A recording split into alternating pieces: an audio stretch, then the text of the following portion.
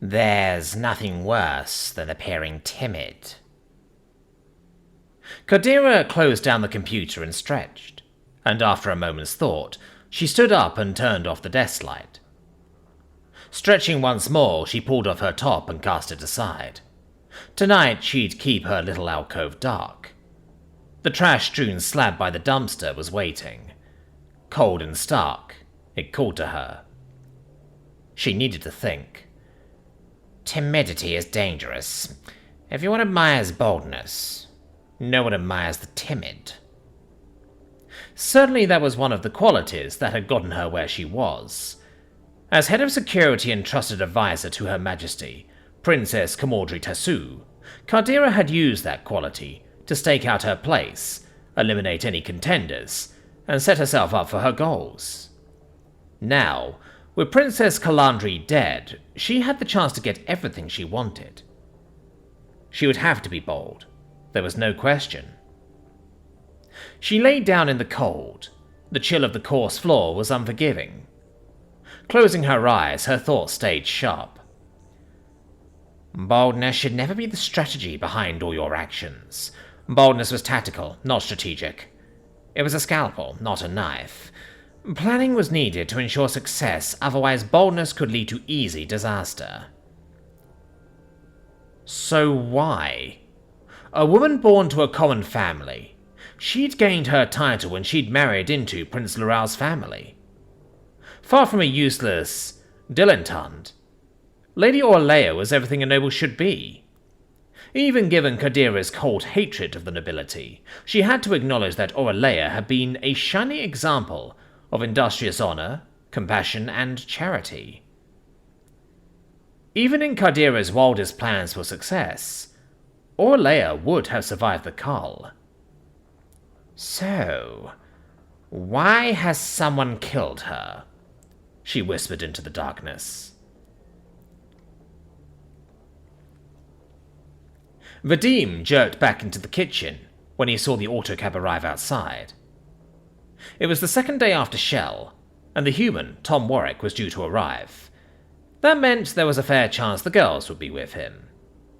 Maybe she would be with him. He was wearing his usual outfit for working in the kitchen. He made sure to bring a good shirt and the plum cummerbund and jacket that he usually kept at home. It wasn't something you could wear while cooking in, but if she came... Well, Dad had given him permission to slip out and take over with the waiters. He'd fussed over the compromise, but hadn't teased him one bit about it, either. "He's here," he said quickly, as he passed his father and rushed into the back office. The security cameras had a good view of the restaurant floor, and he had just enough time to pull up the view as the human entered with... He counted as the girls filed after, holding the door. There were 5 with him, but she was there. Racing to pull off his cooking apron, he stripped off his work tunic and grabbed at the dress shirt, tugging it over his head. Leaning into the mirror, he checked his hair. While he often dressed down for the kitchen, he wasn't a slob. Still, if he wanted her attention, then he needed to make some effort. He carefully brushed a few errant strands back into place before tying on the cummerbund, then checked his makeup in the mirror. Looking good. He pulled on the jacket, brushed a hand over the triple-breasted pleats, and wished he bought his better cravat. Nothing for it now. Just follow his dad's advice. What was it the professor had said about the girls? Gotta use your arms, gotta use your legs, gotta use your style. Gotta use your sidestep? Vadim wasn't sure about anything with a sidestep, but he knew how to give a passable wiggle. He set course for the dining room. He was going to make her notice.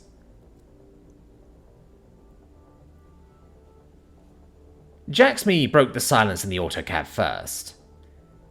"Okay, Mel, I have to ask. Have you lost your mind?" "What?" "It's not like he was asking for a date," Malondi said defensively. "Asking for a date? Fuck me, he practically sang it."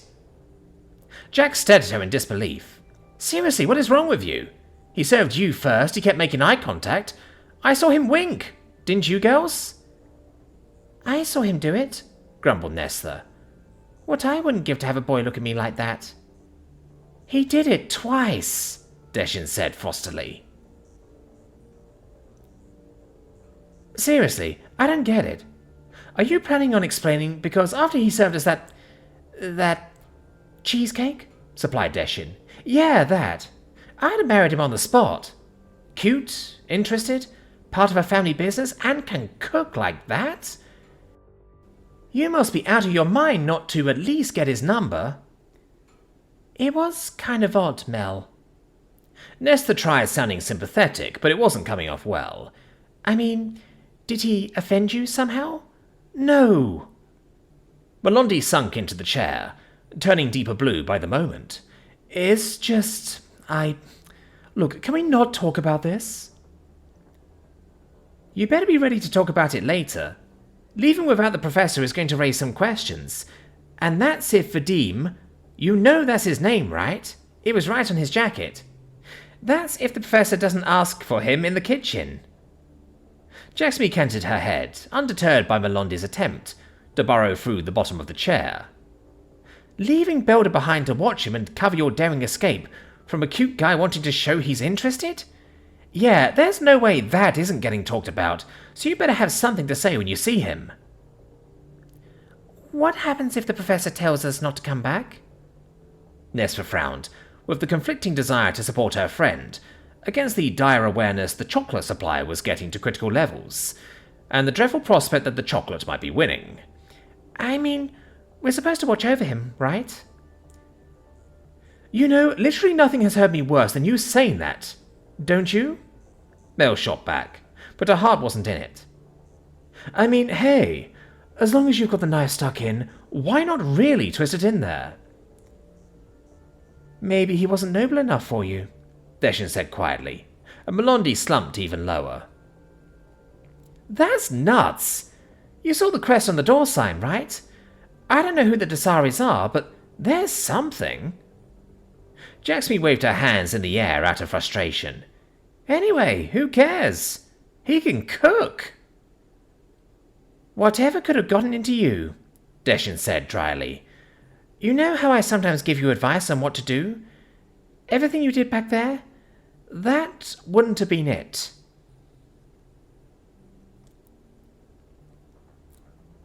"I can't show this to them." He'd opted to rewatch Heroes that night with Mivere, and as the movie rolled to its end, she was sobbing. As a work of cinema, the film was most notable for being forgotten. An early role for Henry Winkler, Sally Field, and Harrison Ford, the film had been buried by negative reviews.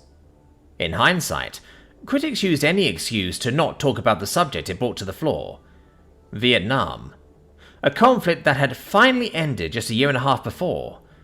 PTSD, the toll on young people sent to a war few tried to justify, and none could explain. Watching it now, the performances by the future star actors were still solid. The presentation was vintage 70s, but to Shulvanti eyes. Winkler had played Jack Dunn, a soldier home from a war that had only just ended. Escaping the mental ward where he'd been escaping from reality, he crossed the country by bus with Field, seeking out the three friends of his unit. Finding the terrible reality as Ford confronted him with the truth, being forced to confront the repressed memory of his best friend bleeding out in his arms as they lifted him out of the LZ. His mind was closing down, awash with the hallucinations and horror as Field chased after him, pulling him down with her. "Please don't be crazy, Jack. Please don't leave me," Field begged, her head buried against Winkler's chest as she pleaded, trying to reach him with desperation. Please don't be crazy. I need you to not be crazy." Miv had grabbed his hand then, her eyes bright with tears, and he saw the film with new eyes. How did it look to a Shulvanti? It looked like war and horror and trauma laid open with a knife and left uncured. It looked like a woman trying desperately to pull the man she loved away from a precipice of insanity and grief. It looked like pure hell. Miv was hugging him as the movie came to a close. Phil tried desperately to get through to Winkler, and seemed to succeed. Even so, Tom knew there was an uncomfortable night ahead. Hopefully the explanations wouldn't dredge up too many of his own ghosts, but even as the thought came, he knew it was a lie. You didn't need a mental institution. You shut yourself down more than 4 walls ever could. The end credits began to scroll, as a then unknown song from a then unknown band began to play. Once I rose above the noise and confusion, just to get a glimpse beyond this illusion. I was soaring ever higher, but I flew too high. It felt like the 70s was when it had all gone wrong. Before Watergate, there had been trust in the president. After, it was gone. Before, a man could raise a family on a single income and look forward to retiring. After, a single income had turned to 2. Kids grew up without parenting. Education had become impoverished, and people had become progressively more unkind. Before the war, there had been an innocence. After, it was gone, and no one could say where it had fled, or how to get it back. Before the 70s, people looked to the future with the expectation of the world getting better. Anyone born before that could remember what it was like. Anyone born after that? As the toll of greed, the crashing environment, and the hateful grab for an ever-shrinking slice of the pie took its toll, as politicians went from talking about solutions to who was to blame, people born after the 70s weren't equipped to understand any other kind of world. Masquerading as a man with a reason, my charade is the event of the season, and if I claim to be a wise man, it surely means that I don't know. By the time the Shorvanti came in 2019, hope had become an abstraction. Innocence hadn't been lost in a day. It had taken 2 generations. Not a murder, so much as a death by 1,000 paper cuts. He couldn't inflict this movie on the girls any more than you could show Schindler's List to a 10-year-old German child. They wouldn't be prepared or mentally equipped to understand. It wouldn't teach them a thing about trauma or humanity. It would just be fucking cruel. The Shorvanti had one advantage. They didn't like to be alone. They had their extended families and their houses and their pods and their groups. They didn't end up alone in a field, bleeding out their trauma, with a woman trying to haul them back from insanity. Or in a living room thousands of light years from Earth, with a woman crying on your shoulder. Was that all it came down to? Perhaps innocence had been lost, because it couldn't be found when you went looking for it alone. Carry on, my wayward son. There'll be peace when you are done. Lay your weary head to rest. Don't you cry no more.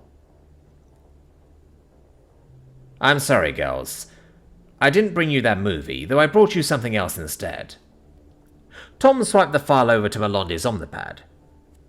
He planned to have something to say, but when they'd come down to his desk after class ended, the words vanished like fog. Sir? Melondi cocked her head to one side, while Deshin studied him with her golden eyes. I don't understand. Why not? Because you trust me, and I'm not going to do this to you. I was going to give you a movie called Heroes. We had a war with a country called Vietnam. It left scars, he sighed, seeing their looks of patient incomprehension. There are people who want to claim that Earth is the Imperium's Vietnam, and in some ways they're not wrong.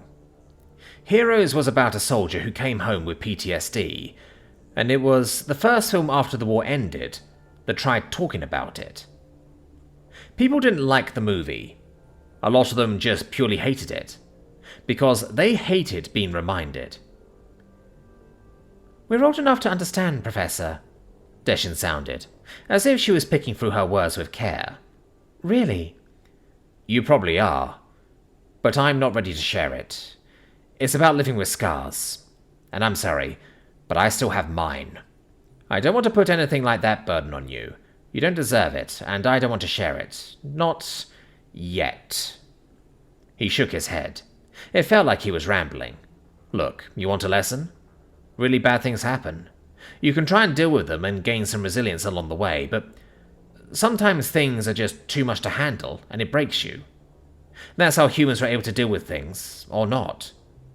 Taking those drugs and washing away your pain is fine, but it also wipes your moral compass.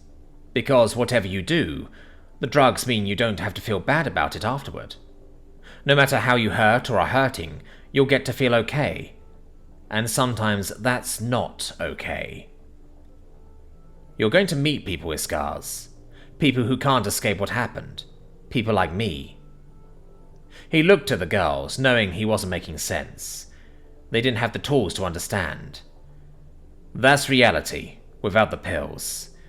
Please trust me on this, and maybe someday you'll help someone who needs it."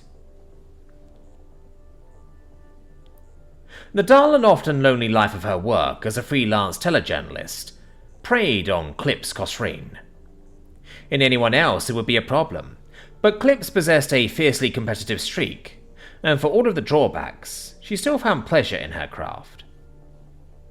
Finding the right video of a handsome star out on the town with her date could earn a few hundred credits, and a solid 4 figures if she was sneaking her pretty boy out from under his wife, or wives' noses.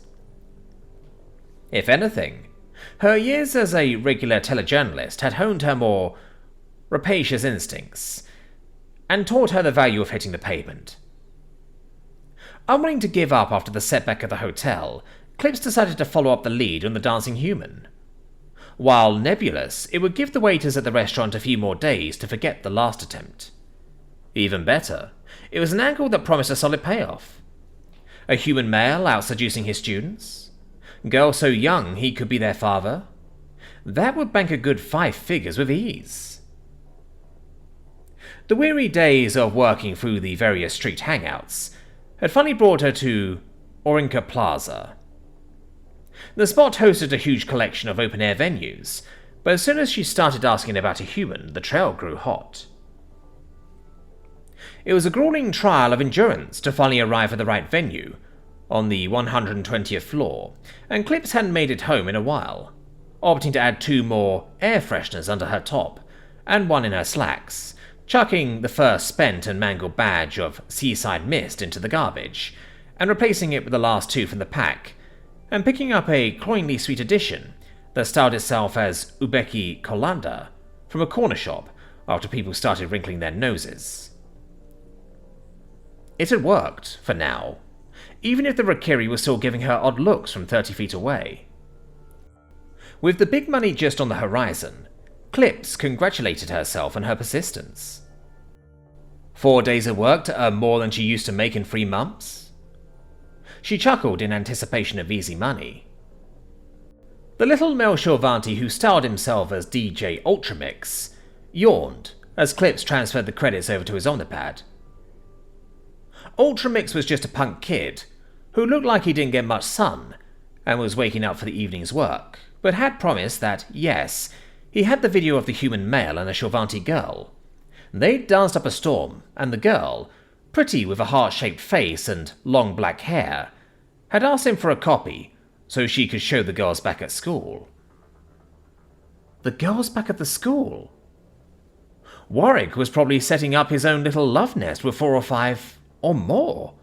Who knew? Who cared? It was pure gold, and Clips kept the smile from her face as she watched Ultramix dig through his console and sort through the files on the hard drive. The sap didn't know what he had, and 500 credits she slipped in for the file was cheap at twice the price.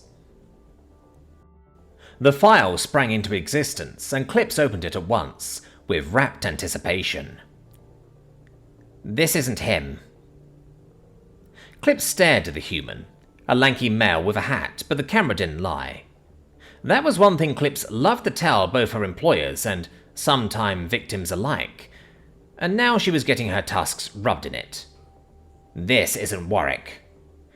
Lady, I don't know who he is, but boy who could dance. I'll tell you that. Ultramix shrugged and continued setting up his rig for the evening set, as if nothing had happened. Well, fuck that. It isn't him. Give me back my money, Clip snarled, waving her omnipad at Ultramix, who didn't seem to care. You wanted a video clip of a human dancing with a shield girl, and that's what you got. The guy had moves. Real chemistry together, those two. Ultra snorted. It don't get better than that on the floor. Don't you cheap out on me, you little stiff. It's not who I was after.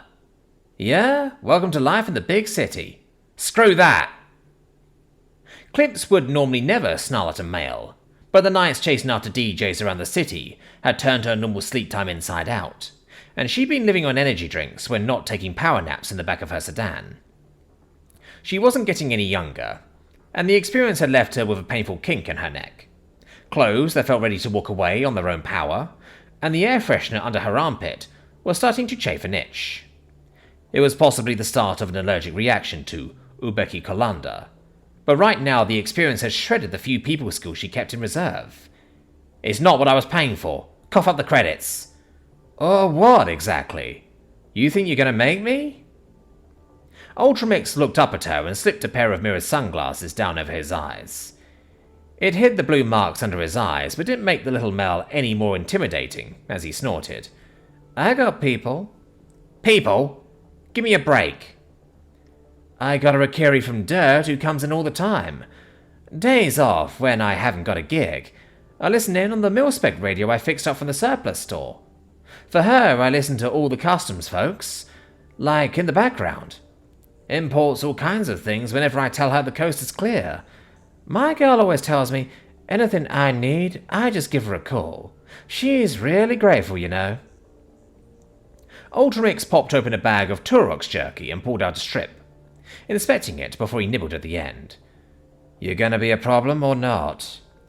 Lick me, Clips muttered, but she stalked out of the club. Clips kicked at the elevator door as she sped down the tower, earning her some looks from the other inhabitants, who were already keeping their distance. What? You've never seen someone just get fucked up the ass for 5 large? Any reply was muted as the doors opened, and Clips heaved her bulk out of the elevator into the parking garage. She fumed, giving up on trying to ignore the persistent crawling sensation on her skin, scratching furiously at her armpits on the way to the car. This was twice now. So much for walking the pavement. She was down 500 credits, but it looked like she'd have to start spreading money around, seeking out better tips. That human fucker had cost her money, and that wasn't going to stand. So, what's this one called? Brisala asked, as she scrunched down into her chair next to Letzi. And not that I'm complaining, but why is this a closed viewing? You know how the professor gets sometimes? He seemed kind of stirred up, like he didn't want to talk about what was on his mind. Deshin said as they waited. Malondi, Jack, Slark, and Nesta were bringing down the chocolate since there wouldn't be any interlopers, while Sefer and Belder warned off any girls that tried to get in. Movie night had become a regular thing, but they were telling the other dorm girls that tonight was a class project.